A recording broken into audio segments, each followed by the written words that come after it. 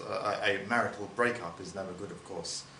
Marriage is meant to be permanent, and when marriage doesn't work out, or when there's terrible breaking of marriage vows, it's never a good thing. There can be terrible hurt in that, but of course that can be better than the hurt that's actually in the marriage. When God made marriage in Eden, everything was perfect, but man and woman did not stay perfect, and sometimes they do terrible things to each other. Sometimes, when there's an abusive marriage, or when there's an adulterous marriage, if there isn't any repentance on the part of the person who's doing that, then there's no way forward in the marriage. You're just perpetuating the sin, perpetuating the suffering. And a divorce can be the proper way to end that marriage, the God-given way, the way that God gave to Moses, to a society where men and women are being hurt by each other. And now we have a society which is very similar. Mankind has now got Christian teaching, mankind has now got forgiveness in Jesus Christ, and we still have the same suffering of individuals in marriage.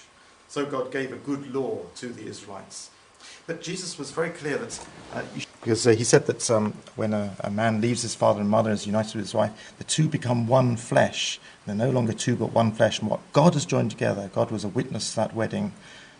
No one should separate, and no one should be breaking up that marriage by breaking the marriage vows.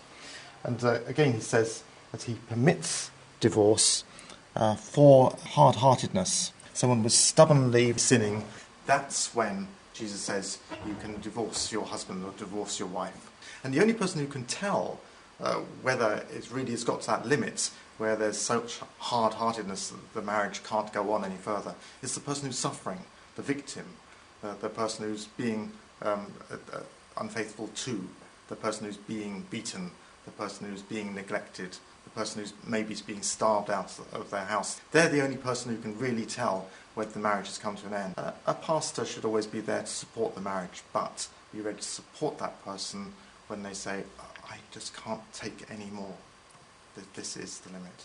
And there's God's law for divorce as a safety net, as a rescue for that victim.